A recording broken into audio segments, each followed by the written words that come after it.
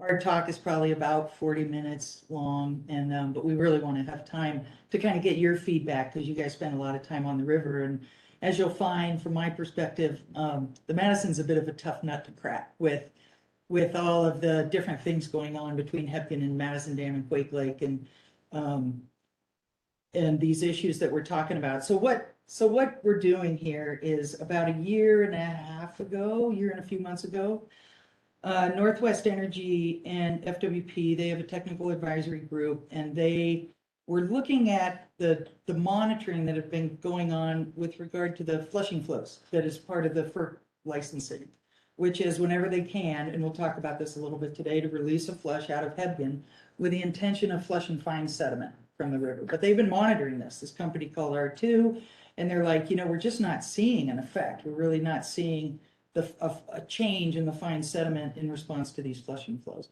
So FWP was interested to know, well, okay, so what are these flows doing? And are we getting enough flushing flows to kind of shake up the river, to get spawning gravels moved and mobilized and stored?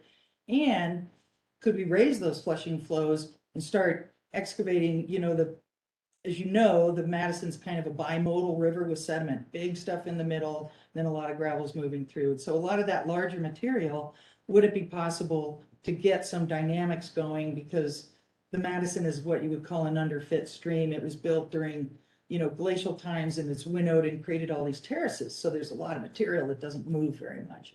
So what we are just trying to get a sense of, how do flows relate to turnover in the river, and how can we, and would it be valuable to increase the level of disturbance related to those flows, or not? Should they be used for something else? Or just, are they providing other values, like with respect to riparian regeneration and things that we'll touch on? So so last spring we started, and it was great. We were working really closely with Travis Lorenz from FWP here, and his colleague Jenna. And this is all of us out on the Varney Reach, and they were tremendous, collecting sediment data. So my job was, and Remy was involved, we'd go out in the field and collect all this data. I kind of did the geomorph components, looking at turnover, where it's coming from, where do we see spawning gravels. And Remy did the incipient mobility, which is the sediment mobility calculations relating them to flow at the reaches that we looked at. So those were the main objectives, was to look at sediment mobility to see if something could be done with these flushing flows. And this was really geared towards spawning habitat, which you can see we touch on fines because that's been studied a lot, but a lot of this was actually the gravel component. So we went out and we collected pebble counts from 4 reaches where FWP does their sampling, Pine Butte, Varney, Norris, and Great Cliff. We also wanted to look at boulders and wood to see if they were promoting scour in the bed of the channel, local scour, to see if maybe that would be generating spawning gravels from those pockets. And it was also discussed in terms of the potential restoration measure. Would it be great? Because that's becoming popular, to add scour elements to streams for habitat. Then we looked at floodplain turnover, we mapped it, and then went out in the field and verified it. Remy came in, they did a topographic survey, they did a bathymetric survey of the whole river, and developed a hydraulic model of each reach, performed the sediment mobility analysis, and then we talked about opportunities, how it may relate to spawning gravels. So these are the 4 reaches that we looked at. You're probably all familiar with them. So you could tell we were just working on fairly small sections of river, but they're really different, as you know. So the next slide, this zooms in on the upper part, Pine Butte, which is right above the West Fork of the Madison confluence. And that you can see on the right, it's pretty confined. It's got some islands, but largely a confined single thread channel with not a lot of turnover. And then Varney, of course, really complex. It's up against that low terrace. This is looking upstream. You can see on the left, on the east side, and which is contributing material, but really different channel type between Pine Butte and Varney. And then we came down below Ennis Lake and looked at Norris. And here at Norris, this is where, when you drive up the highway and you see all these islands, this has and Remy will be talking about this, a really high density of reds, of spawning both browns and rainbow on that low energy surface at Norris. So it's got some complexity, but pretty much the main channel is a gun barrel. And then of course down at Great Cliff, we start hitting the lower Madison Valley and spreading out. So the reason I bring these up is because it turns out the results of this, the morphology of the river really matters in terms of spawning gravels, which is not surprising. So the results, we'll be talking about the sediment, what we learned, a little bit on the local scour measurements, where we saw turnover and how much. And then we did an inventory of looking at sources of sediment, since we know we have an issue with a big sediment trap at Hebgen Lake. And then looked at mobility of those types of sediments. So this is collecting data up at this is up at Pine Butte, and this is going out into the channel, and we based a pebble count is an established way. We have these measuring devices. Each of these guys have one. You can kind of see someone's holding one right there. Is that you, Remy? It's just a metal plate with a bunch of squares, and it's sized to fit a geotechnical grid, like if you did a sieve analysis. So you basically measure the size of the rocks, and they're yelling it out, and someone's writing down, and you measure 100 counts. And this count right here is the big material. And then we go find stuff that had evidence that it was actually moving, gravel bars, shadow bars, things like that. And we measured that stuff. So first thing we had to figure out is what is a spawning gravel? And it can depend on a lot of things. It can depend on the size of the fish, the velocity of the water, you know, whatever a fish can dig a red in and maintain good oxygen. But in general, we chose, this is a paper by a guy named Matt Condolf out of Berkeley, and they looked at a whole bunch of different fish and looked at the range of materials that they were successfully spawning in. So we took, for rainbows and browns are in the pink circle, and we chose 10 to 35 millimeters to which is about half to an inch and a half, to reflect that good core spawning gravel range for those trout. And that was just basically to see, are we even looking at a good suite? Are they rare? Are they common? So this is the results of those pebble counts. So each plot is each of those 4 sites that we looked at, and each set of bars, each one of these is so that's pebble count 1, 2, 3, 4, and that's at Great Cliff. And then each of them has 3 bars. And the bars are the gradations. The blues are the median. I mean, the orange, sorry, is the median. So what we call the D50. So 50% of the class that we collected were coarser, 50% were smaller. The green is the D84, which is the coarser fraction, and then the D16 is the fine stuff. And we can look at sorting. We can look at, you know, the difference between those numbers. But you'll see that Remy ran these numbers to look at, are we moving the coarse stuff, the fine stuff, the moderate stuff, under the current flow regime. So those little light blue bands that go across each one, that's that spawning gravel fraction. So you can see when we were out in the coarse bed material, the numbers are really different. This active layer that are bars, you know, point bars, riffles where we could find them, much smaller. And then of course it gets really bony out in the middle of the river, which I think you guys are all fully aware of. And also in this active layer, we're getting a really good signature of spawning gravels. You know, the D50 is almost always within it, which means, you know, we just have a wide range of the gravels out there that are good for spawning. And then not so great when we're out here in the bed of the channel. And this is what we wanted, because we wanted to see what's the mobility of this active layer that we're talking about here, the spawning gravel mobile stuff, and what's the mobility of this stuff. And can we get this stuff moving with a flushing flow? And how much is this moving with a flushing flow? And is it good? So this is just a plot that shows upstream to downstream. You can see upstream on the right is Pine Butte, and that's just pulling the average D84, the coarser end of a sample, the median in orange, and the smaller stuff. And you can see again, typically D16, D50, yeah, man, we had a really good, so that's good news, right? We had a good, strong spawning gravel signature in all of these pebble counts that we took. These 3, that's the D16, D50, and D84 of the West Fork. And it kind of comes into play here because it is producing really good spawning gravels. And certainly at times, lots of them. So that'll come back in our source assessment, but we did also look at the West Fork. In contrast, this is the bigger stuff out in the middle of the channel, and you can see that it's just a lot larger consistently. Norris is a little bit unusual that we'll talk about, in that it's finer, and it's got it has more fine sediment that they've known for a long time in those spawning beds at Norris. We also have, and I put this in because Remy's going to talk about the McNeil core data. So the pebble counts, we're just picking stuff up off the surface of the channel. McNeil cores are cores that they've been taking for a long time that are 8 inches deep. So they're the stuff that's being accessed when you start moving the material on the top of the bed. And so this compares the D50, in the McNeil cores, to the D50 on the surface, and that's the D84 of the underground stuff, the cores, and the D84 on the surface. And really it shows what you'd expect.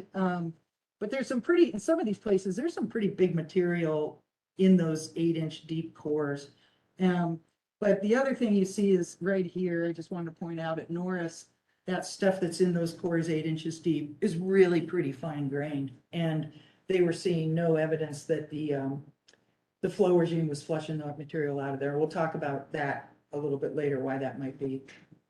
Okay, so then we went out and measured these boulders, and the only two reaches that had a bunch of boulders were Norris and Pine Butte, and we were trying to get 20 in each of them.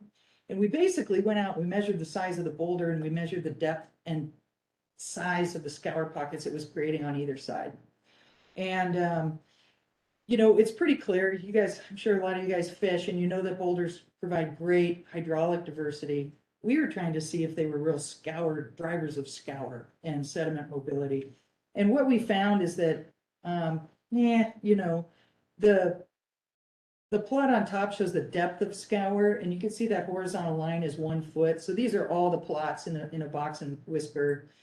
And you can, this is upstream of the boulder, downstream, and adjacent to it on the side. And yeah, we're getting some scour, but we're talking about a foot. We're not talking about a 4-foot hole, at least at the flows that we were there, that were driving scour and accessing more sediment. The distances got kind of big, even though they weren't very deep. You know, some of them at Norris, when you're up on that, this is in the main channel, you might get a long scour pocket that could be 15 feet long. So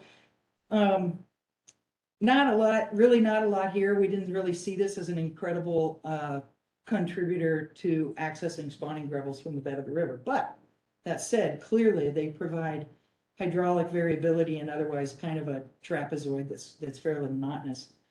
I actually heard from some guys up in River Design Group in Whitefish, and they're building a big data set for their restoration planning, and they want this stuff because they're trying to get more of this information to figure out how we might be using boulders and wood more effectively to create habitat and disturb stream beds.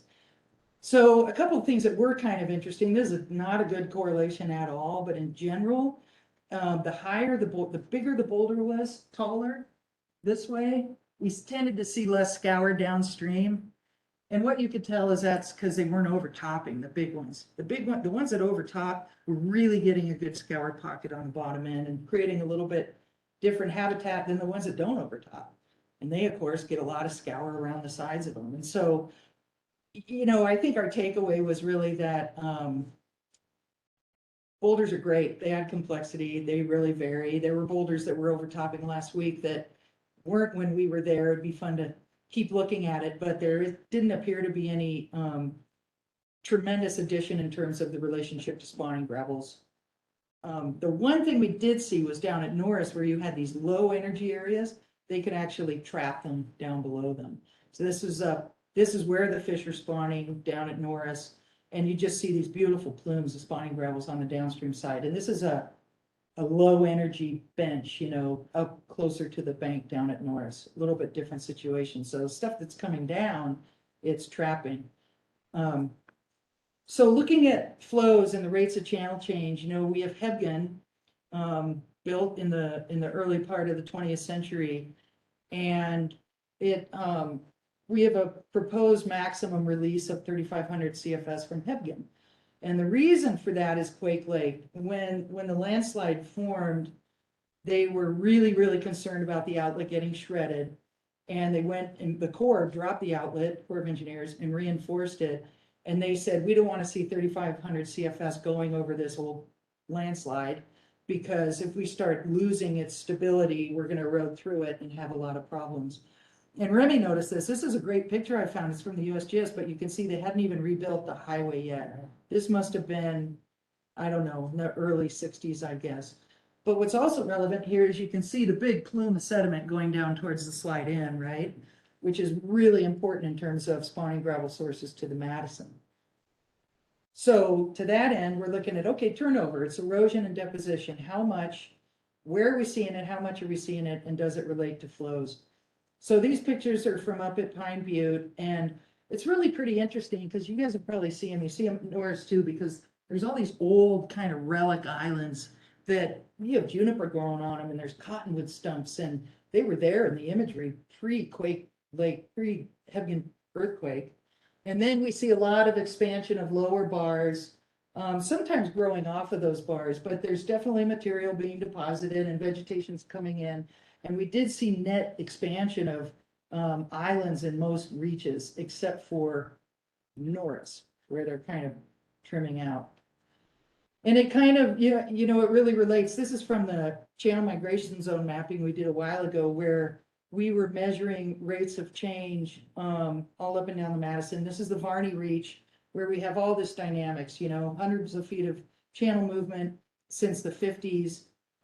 Just a lot of turnover. And with that, you get a lot of riparian suggestion. There's huge succession, huge crops of cottonwoods growing on these that look like maybe 2011. This spot right here was amazing because it is cold, upwelling water. There's just a lot of really great things going on in this reach where it's inherently dynamic. And then in contrast, you get down Bear Trap and below Bear Trap and it's bedrock and it's just much less dynamic. And the turnover shows that. So on the left is Varney, and the the red is erosion and the yellow is deposition since 95 and 95 to 2019. And this is Norris. So you can see very little. We were basically intersecting mapped channel locations to see where we lost channel, where we gained channel.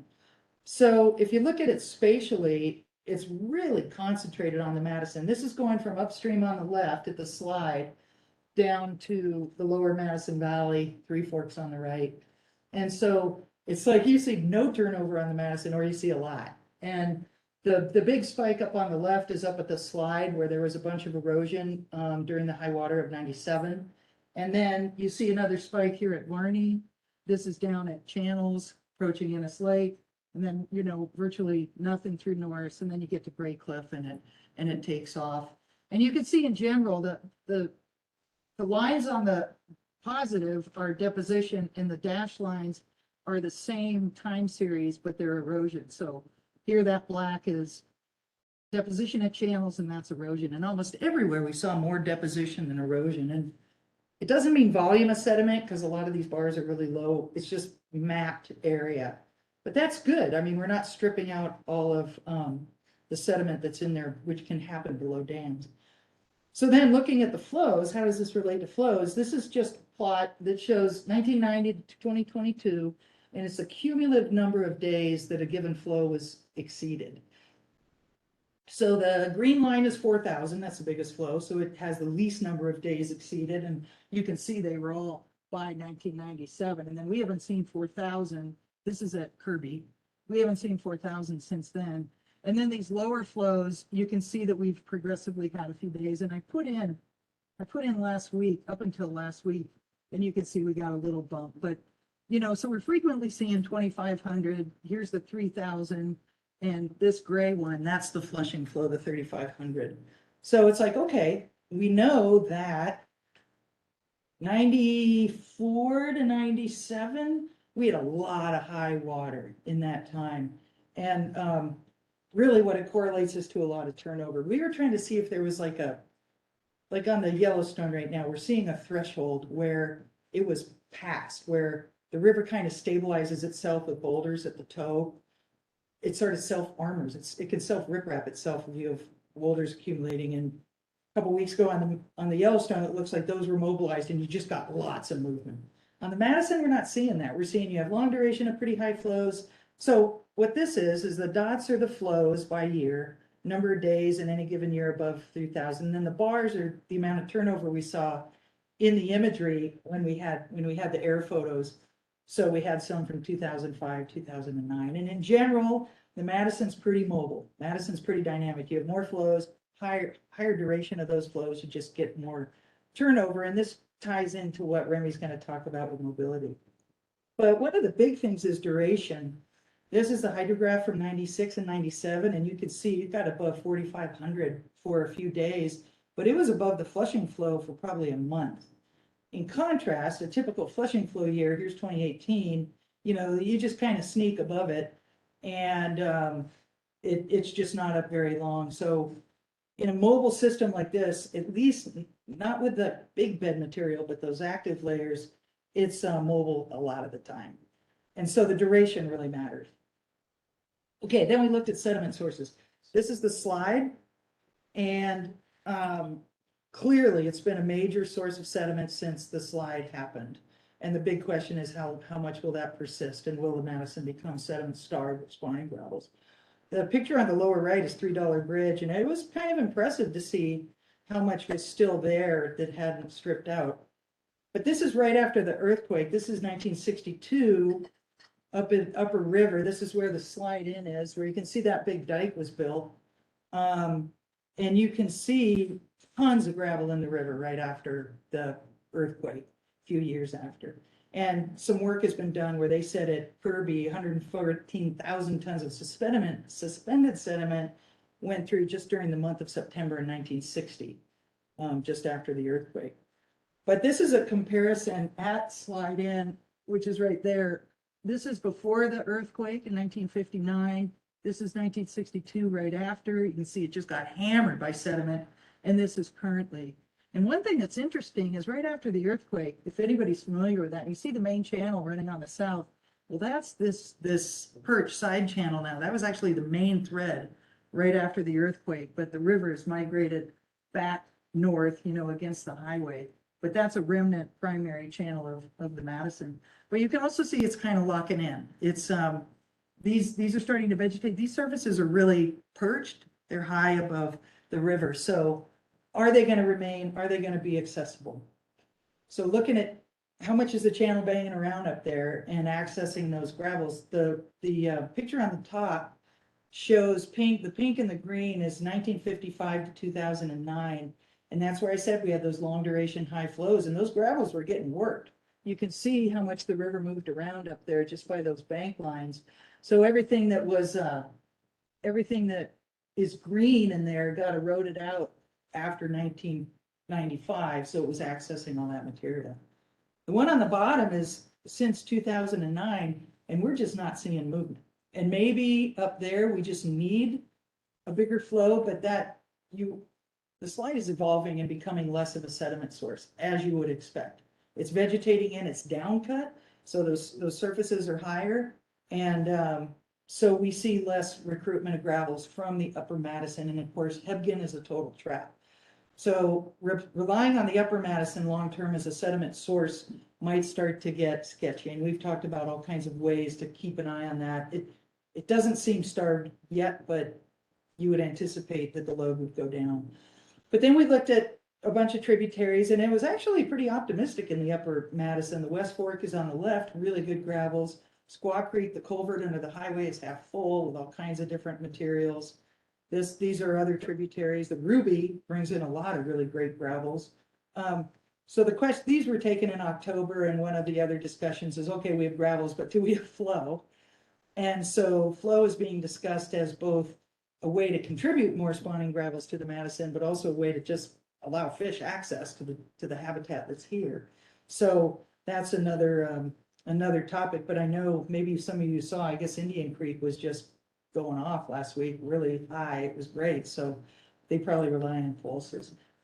Madison Dam, another sediment trap right in the middle of the system, totally sediment starved in Bear Trap Canyon. And so this becomes another big issue with the longevity of spawning gravel sources down below. We do have Bear Trap Creek. If you've ever hiked up there, it's like the one tributary. It's like 3 miles walk in from below the Warm Springs fishing access on the other side of the river, the trailhead. But it's pretty neat, you know, all of a sudden you start to see a lot more complex habitat, potentially spawning areas, but most of the canyon is just steep and fast. This is something we've talked about a bit. This is Hot Springs Creek, and it comes in it goes by Norris Hot Springs, and then comes down and enters the Madison right at the Warm Springs fishing access just upstream, and it is full of mud. And some of this stuff was behind beaver dams, so maybe it's just trapping mud, but if you go downstream on the Madison, there's a couple of islands down there where they do have some spawning below the Warm Springs fishing access, but there's a lot of mud draped down there, and it's really hard to think it's not. Some of this is coming out of Hot Springs Creek. Then you look around that picture on the bottom and you see a lot of burnt hillsides, and you start wondering. This is a map of fires in the Madison watershed since I think 1980. I think it starts in the mid 80s maybe. And the photo on the left is the whole watershed, the map, and you can see there really haven't been that many fires, but down in the Norris Reach, you can see quite a cluster, and I blew up the Norris Reach on the right. And Hot Springs Creek, you can see it coming in, and there's just been a bunch of fires, including the big Bear Trap fire of 2012, and then a few fires upstream in the canyon as well that are older. So might that have something to do with the fine sediment problems with spawning at Norris? Because it's the next spot just below here.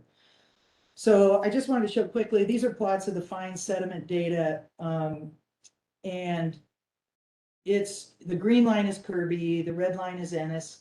And I put these in. This is the really tiny stuff, which will suffocate eggs. You don't want a lot of this. So FWP has had targets for the upper river of 10%, no more than 10% really fine sediment. That's what we're trying to flush. And you can see in the upper river, we're staying below that pretty nicely. The lower river, they set a higher target, 15%, because they just didn't think they could make it to 10.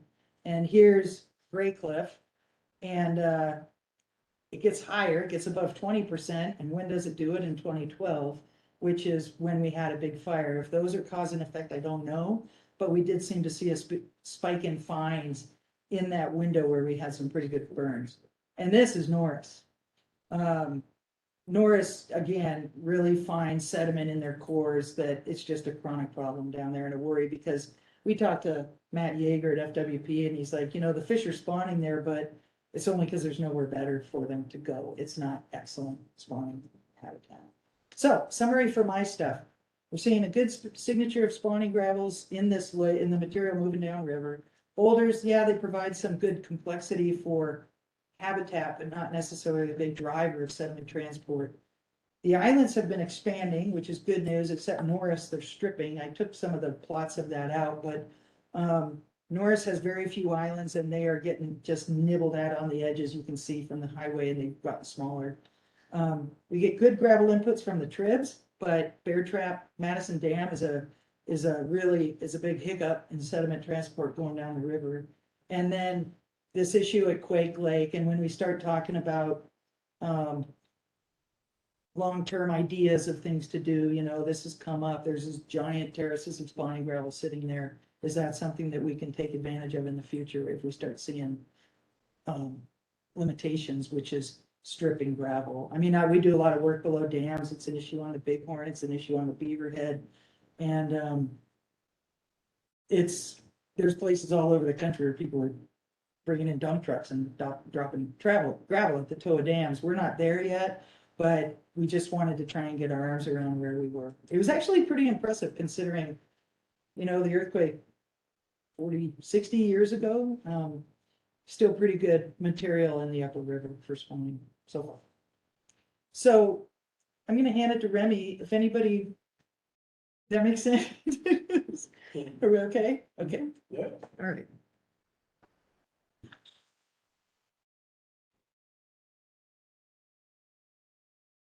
Well, I don't have as many cool photos as Karen, but I'll try to try to get through it and hopefully keep you guys interested. So I did a lot of the hydraulic calculations, sediment transport calculations, all the modeling for the river and to see how much energy the river has, how it can move sediment through the system, and then how that all relates back to the flushing flow. So it all started off with, and Karen touched on a lot of this, so I'm sorry if I repeat some things she said, but we started off with a bathymetric survey where we walked cross sections across the riverbed in each of the 4 study reaches, and we tried to take cross sections at areas where the channel was relatively uniform and wasn't super complex, just to get a general representation of the riverbed. And so we took a minimum of 5 at each reach, and then we used that survey data to help build our models. And so we did a 1D model, one-dimensional hydraulics of each reach, and I'll get into kind of what that means in a second. And then from the results of those models, we were able to develop these rating curves that showed how the shear stress or the energy that the river's putting on the bed material actually increases as the flow increases. And then obviously those flows, as they increase, they actually relate to historic data. So we looked at all the historic flow data from the USGS gauges on the river and tried to make sense of how often those flows might happen and how often you might expect a certain particle size to actually move through the system. And then as Karen touched on, the Norris Reach is kind of a different animal with fine sediment and a little bit different size sediment than the other reaches. So we went in and did a 2-dimensional hydraulic model of that reach, which is a little bit more detailed. So these 2 types of models, the 1D model, as I go through, I'm going to be talking about the results, and it might sound like I'm talking about them as fact at some point, but a 1D model really is an approximation of the hydraulics. It's representative mainly of the main channel. It doesn't, every cross section that we survey, you get one number for velocity, one number for a water surface elevation. So on the margins of the channel where the water might be going slower, or between the sections where there could be an island, all of that's not actually captured. And then the 2D model, this is a photo of just some 2D model results that I snapped in here, but you can see it's actually showing how the flow weaves around the islands, and it's going to actually calculate velocity in a grid as opposed to just at a line that we cut. So they take longer to build. It takes a lot more survey data, and it takes it's more effort to process the data, but it was valuable on the Norris Reach to provide some extra information for us. And then this one's Karen probably touched on enough, but one of our big tasks was to look at the flushing flow plan and see if that 3,500 CFS max kind of target at the Kirby gauge was moving sediment there, if it was not doing enough, how it kind of related to back into the calcs that I performed. And then we also had these questions raised by some of the monitoring data that was saying, well, we're not necessarily seeing fish populations increase after years with a flushing flow, and we're just not really sure what all it's doing. So it was just kind of a big question, and we wanted to dig into it as much as we could to see how the study related back to that flushing flow. And so I hope you can see that. This is just this is kind of a model overview of Pine Butte Reach. So these little orange lines across the screen are where we cut our cross sections for the model. And then that blue line is just the study reach center. And the reason that the Pine Butte Reach I'm going to focus on here is it's right upstream from where the West Fork pours in and from that gauge at Kirby where the requirement for 3,500 CFS is. And so all the other study reaches are downstream from that. So there's other water being added, and that 3,500 CFS regulation doesn't really mean anything downstream from this reach. So I'll talk about Pine Butte, talk about kind of the shear stress analysis that we did, and then we did everything on the other reaches. We did the same thing on the other reaches as well, but not regarding the flushing flow. So one of the things that we did, and the most valuable thing we did, is developed a shear stress rating curve. And shear stress is the force of the flowing water on the riverbed, essentially. And every particle size in the system, there's a critical shear stress where once the river hits that amount of energy, that particle will begin to move. And we have all these data sets from the pebble counts that Karen was talking about and from the McNeil cores. So we know what the sediment sizes are approximately. So we take those sediment sizes and then relate them back to what the river is showing us. Button there. There we go. So this is a rating curve for Pine Butte, and this is for the active bed material that represents those spawning size gravels. And so that black line flows on the bottom and shear stress is on the left there. And the black line shows that as the flow increases, the shear stress is increasing. And then the horizontal line is the shear stress that it would take to move that average particle size of the spawning gravels. And where the two intersect is the flow that you would need to begin to move those particles. And in Pine Butte, that was 800 CFS approximately. So really low. And then on the contrary, when you look at the coarse bed, it would take a flow of approximately 4,800 CFS to start to move that main channel, big armored material that we see out there that you trip on when you're fishing and stuff. So this was really valuable for us because it showed that we're really close to meeting, or we're over exceeding what it would take to move the spawning gravels through the system, and we're not really close at all to moving that coarse bed material. And so I looked at all the gauge data and brought in all the historic daily flows and tried to approximate how often we'd see these flows to kind of reconfirm that information. And so there's a lot of numbers on the screen, but in red on the right, those three boxes are the days about per year historically that we've seen that 800 CFS-ish flow. And then McNeil core was a little finer there, so it actually took 600 to move the McNeil core based off of the McNeil core data, and then 0 days to move the 4,800 because we've never seen that flow at that gauge. So pretty much it's just confirmed that the system is really bimodal. It's armoring, and that sediment that's finer is moving through the system pretty much all the time. And then, as I was saying, that was the two curves for the Pine Butte reach, and we made those same curves for all of the reaches, and pretty much found the same thing.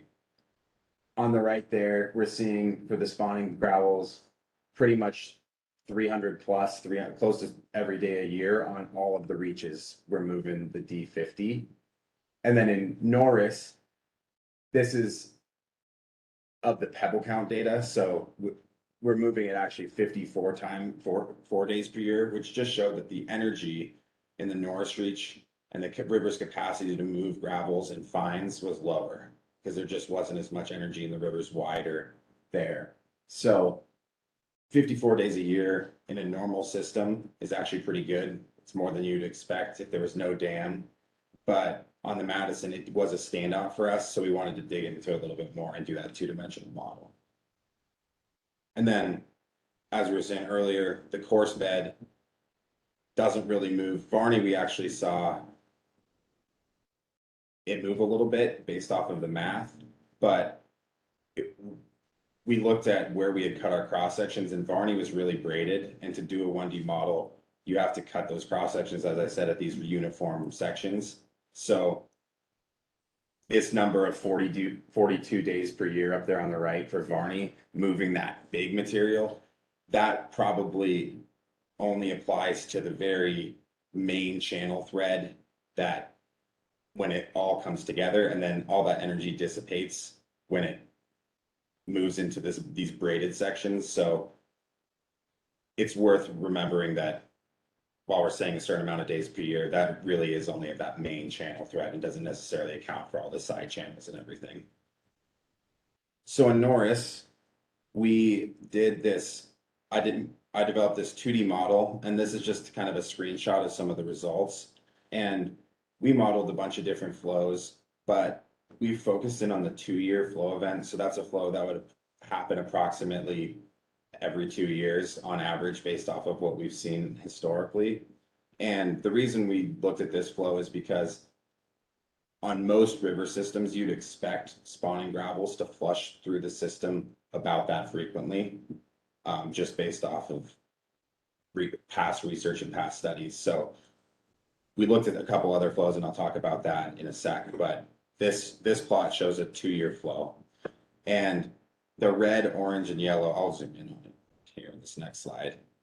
But the red, orange, and yellow represent shear stresses that are greater than what's needed to move the spawning gravels at a 2-year flow. And then the green is kind of this range that is right on the threshold of being able to move the spawning gravels. It's stirring them up probably, but not necessarily ripping them down the system. And then the blue is even lower. And then the black dots are actually the surveyed spawning bed locations that we received from FWP from their study.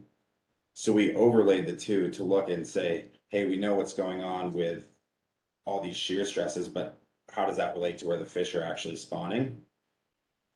And as you can see, the fish spawn where the spawning gravels aren't being stripped through the system, which makes complete sense to us because out in those hotter red, orange areas, the energy is so great that it's just flushing all the gravels through the system, and there's nothing left there for the fish to build the spawning bed on. And this was really great information because in the 1D model, we were just showing that the river is flushing all the fines through. So you wouldn't necessarily expect there to be these spawning beds. But then when you look at it in 2 dimensions, you realize that, oh, okay, in these complex areas where there's side channels and islands, even though the 1D model said everything's flushing through, there are these holding areas for the spawning gravels to kind of come out and make a difference for the habitat. And just out of curiosity. Yeah, absolutely. On those black dots, that you got from FWP, do you happen to know which are browns and which are rainbows? On this plot, I did all of both because we had quite a few years of data sets, and a lot of times they actually share the same spawning beds. So a lot of the data points for brown and rainbows were just right on. Basically overlap. Yeah, and actually on this next slide, I'll Thank help. you. Yeah, no problem. I'll keep talking about that for a second. It was great because when FWP went out there in the field, they actually measured the water depths at the reds. And so what I did is I also modeled the flows for what you'd see on average during the spring spawning window for rainbows, and then during the fall spawning window for browns. And I put those flows in the model as a way to validate the results, because it's just a computer representation of the river, and I want to make sure that what it's telling us is actually meaningful. And so I extracted the results for depth at every single point that we had a red for those flows and averaged them. So those 2 red boxes, so in the spring, my model was showing that we had about a foot deep red or water depth over the red, and then 1.1 feet in the fall. And that actually matched pretty much exactly with what their average measurement was.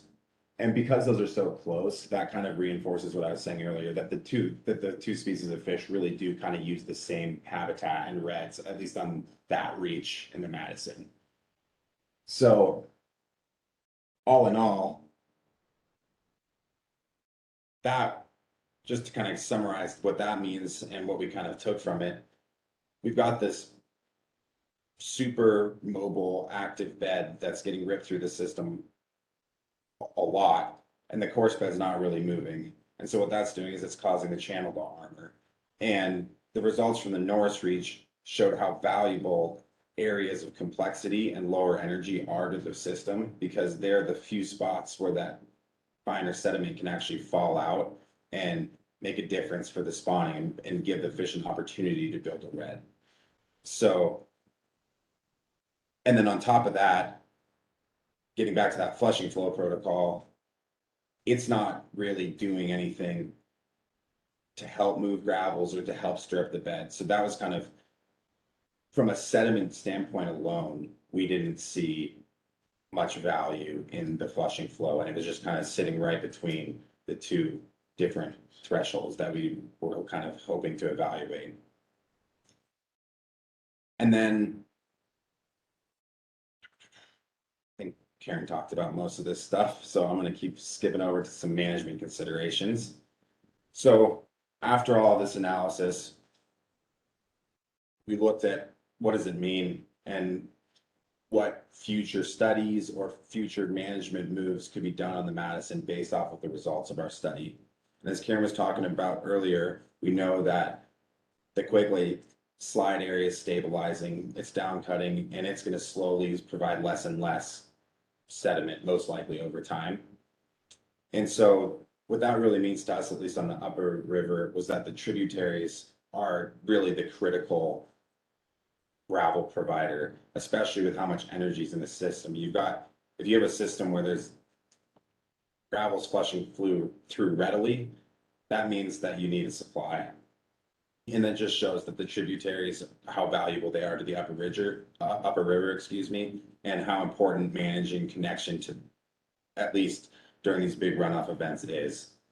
And then again, looking at Hot Springs Creek, future management of fine sediment is really critical. And this is maybe Karen can touch on this a little Well, bit too. the DEQ and Helena listed this as impaired for fine sediment, and they attributed a lot of it. They did talk about fire, but also land use. There's big MSU chunk, there's a lot of ag above, and it actually sources up in the tobacco roots, but, anyway, so they have a restoration plan that they've identified this, and it's something that could be taken on, once you have a DEQ restoration plan, you can access Clean Water Act money. And so anyway, there could be work potentially done through the TMDL process, but this has been recognized as something that they want to work on, which is good. And it's kind of a tough battle too, because as I showed you in the 2D model, in Norris, you've got these fish that are favoring this lower energy area where the fine sediment's not ripping through or it mobilizes frequently. But that also keeps the stuff that's smaller than the spawning size gravel around as well. And it lets it kind of, at least what we believe, kind of getting trained in those spawning gravels. And there's not enough energy to stir it up to a depth to get rid of those fines. So you're struggling because you could potentially say, well, we want to just increase the flows in Norris to try to flush all that fine sediment out. But you also don't want to risk flushing out all the good spawning material that you have because it's so limited there. So it is kind of a tough balance, and we don't really necessarily have a solution for it. But we also talked about potential future projects as far as making habitat like we saw in that Norris model. And we know that islands and side channels are critical to the system. So one thing that could potentially be done would be to either build islands and build it with a core of gravels that are the size that you potentially want for spawning. So as you build the island and it winnows away, it will be providing some long-term gravel supply. And then on top of that, it's helping kind of build these depositional areas for sediment and habitat and all of that stuff. But building islands can come with some complications. There's floodplain restrictions and permitting. If you build an island in the channel, you're raising the water up. It can cause flood risk. It can be hard to manage. So one thing that might be a better solution would be to build an island by excavating some of the floodplain in the channel margin and building a side channel. And then that kind of in turn creates an island and some additional habitat. So it would probably take some more evaluation of what the best call is, but just from the study that we did regarding sediment, these are just some ideas that we kind of came up with. And then Karen touched on it earlier, and maybe not necessarily as important in the upper river, but on the lower river where there really are no tributaries, there's hardly any good sediment input. Dumping gravel in the river in the size that you'd want for spawning is a real possibility of something that maybe down the road would benefit the system. And then as far as the flushing flow protocol goes, it's tough from our study to say just Nick's trying to hit that 35 CFS limit every year. We don't think from our study that it has any real impact on sediment mobility. It's not gonna move the armored bed material, that big stuff, and we don't need it to move the spawning gravels. But there could be potential other benefits to releasing flows, and like Karen touched on, that could help increase cottonwood development, it could increase vegetations, it could help with water temperature. There are things that we didn't get a chance to look at in this study, so you can't just, it's not just a single answer about the flushing flow protocol, and it would probably need additional studies to kind of really make a sound decision on what to change. So that's all I have for you. Karen, feel free to add anything else, but we'd like to open it up for questions and a discussion, and I'll try my best to answer any questions you have. Hopefully that wasn't too confusing. So thanks.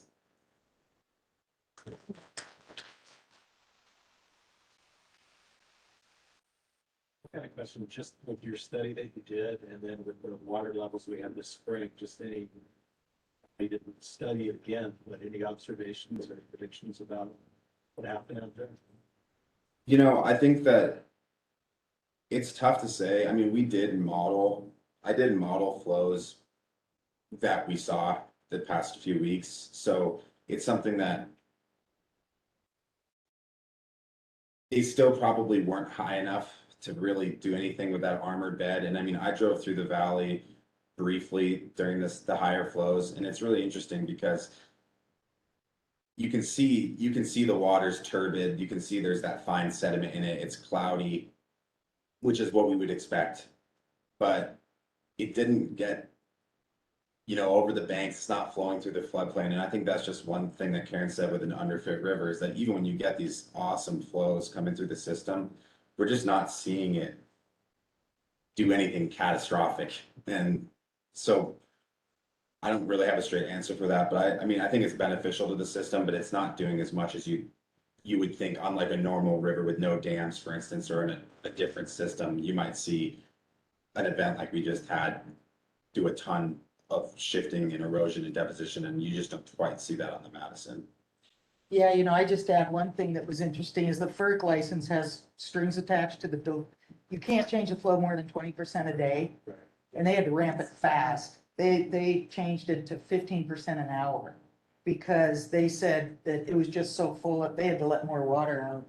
And so it did have a little bit of a different pattern to it in that it came up fast. But I would expect that a lot of the fine ground, what did we have? I mean, Kirby was at 4,000, almost 4,000 for 5 days, maybe? So, we're getting into that duration mode where there was probably a lot of those, the active layer moving like we thought, but yeah, nothing too crazy, I wouldn't think. But then you had mentioned, the other thing we didn't hit on is ice, the whirl of ice and moving gravels. And if there was a lot of gouging last year, might have been some good rearrangement and things like that, but yeah, we'll see. Yeah, you'd expect some finer gravel bars potentially to erode Yeah. and move around and deposit, but probably nothing really with the real channel form. And then And the reason that I was really keen on talking about it with other stuff, Tom Parker at GM has been working with John on a riparian restoration plan for shade and habitat and wood and whatnot. And, there has been a lot of work done where if you can time it, and they've nailed this, like on the Truckee River, where you could do a pretty fast rise and then a slow recession and you do it when the cottonwoods are at seed, as long as you drop the stage on the point bars less than an inch a day, a cottonwood taproot can keep up with the water, with the groundwater. And they said out there, you normally get a good cottonwood recruitment year about every 12 years, it would hit that magic condition. And they do it all the time now because they actually know how to manage the timing, the peak, the rate of climb, and the rate of recession. But, I'm not sure that on the Madison, you look at Varney and there seems to be a lot of good young recruitment. It doesn't seem like it's really limiting right now. I don't know what you guys think. You're out there a lot in terms of young cottonwoods developing. Seem to be pretty good diverse age classes out there now, so it might be happening on its own. Yeah, one other thing I forgot to mention too is the flushing flow too. We've been seeing a lot of aquatic vegetation in the lower river and a lot of closures because of warm temperatures and all that stuff. So I mentioned vegetation, but another thing to think about is could the flushing flow be better conserved for later season releases of water for water temperature? You know, there could be a lot of benefits that you have to weigh, and I mean, it's not an easy decision to make when you're talking about managing such an amazing river system. And do you keep flows high to potentially benefit vegetation, or could it potentially be a better benefit for late season temperature releases? There's just so many things that we didn't get to look at that would be super interesting to investigate further. But that's another thing that I was intending on mentioning that I didn't, but I think that's a real thought as far as how we could better use the flow. And I'm curious from you guys, I mean, you're seeing a lot of late summer thermal pulsing, right? Yeah, wasn't there 4 last August or something? Does anyone familiar with that? I don't know account, but I know it's more than normal. Yeah, I they've don't been doing it remember more. how- Yeah, exactly. 63 last year. Oh, gosh, 63 thermal pulses? Out of Madison or Most. Oh, out of Madison. Highest record, yeah. First one- 63. Yeah, second week of June last year. That's a lot of water. And the problem, so you just saw them file a variance for their change of flow increase and decrease in stages. It's just approved by FERC. Problem with those pulses is that they were regulated by the 2188 license, and of course the requirement at Kirby that they could only increase of 10%. So in order to Right. offset that pulse down at Madison, they had to release it Hebgen, but they could only do it so fast, and so long of a period of time.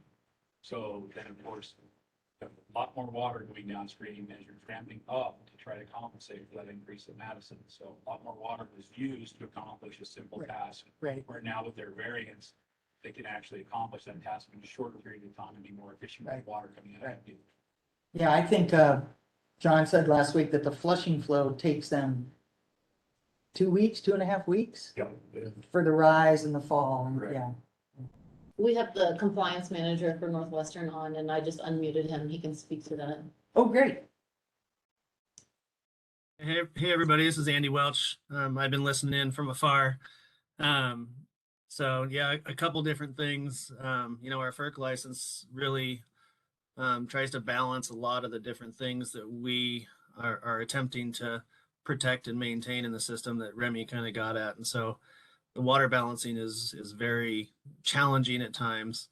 But you are right, Karen. Last year, a heavy load of pulsing, the most we've ever seen. It was actually 64 days total that we had pulse calls, consumed about 2.6 feet of Hebgen Reservoir volume. And so, a lot of volume is dedicated to, just maintaining that lower system that's, without it would definitely not support, salmonids that time of year. And frankly, I'm kind of surprised that they are persisting this long we're allowed to have the temperatures up to 80 degrees Fahrenheit down there in the summertime, which is already pretty dang high for that type of species. And so, a lot of the management and storage at Hebgen, has different uses, but certain years like last year, a lot of it is, dedicated essentially to maintaining that lower river temperature. Hey, Andy, this is Karen. I'm wondering, so below Madison Dam, how do you monitor the pulse? I mean, do you basically, you're monitoring it purely through temperature and so you release enough water until you meet that temperature, that maximum temperature threshold that you want, and that's what defines how much water comes out? So we have a couple different things that we use down there. The majority of the days, the pulse volume is determined by a thermodynamic model that we run. And so it's specific to that reach of the river below Madison Dam, and the compliance point is technically downstream of Black's Ford a little ways. And so the model takes the starting values of, flow, volumes, and temperature, and then routes that through the system and essentially gives us a output temperature for the day. If that is above what our threshold is, then it will increase the volume and rerun that model, and it'll do that iteratively until the final temperature is below what our desired threshold is. And so we run that model twice a day. The last one's at 8:00 p.m. with the most accurate forecast info. And that's how we essentially determine the majority of the pulses down there. We also have a manual protocol is what we call it. That's based on experience that's used when we lose specific parameters that drive the model. Say USGS goes down, something like that, then we have something we can fall back on in order to provide those pulses. Wow, thanks.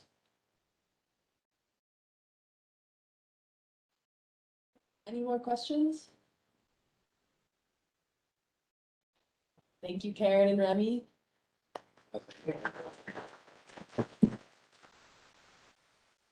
If anyone's interested, we also have some maps up here about it's the Madison migration zones that Karen made with a former Madison City employee a few years back. If you want to take a look, they're pretty interesting. Also, feel free to grab a drink or some snacks. Yeah, they're based on historic, all the blues, the dark blue is the current channel, the lighter blue is the historic channel since the 50s, the historic footprint. And the orange buffers are based on measured migration rates.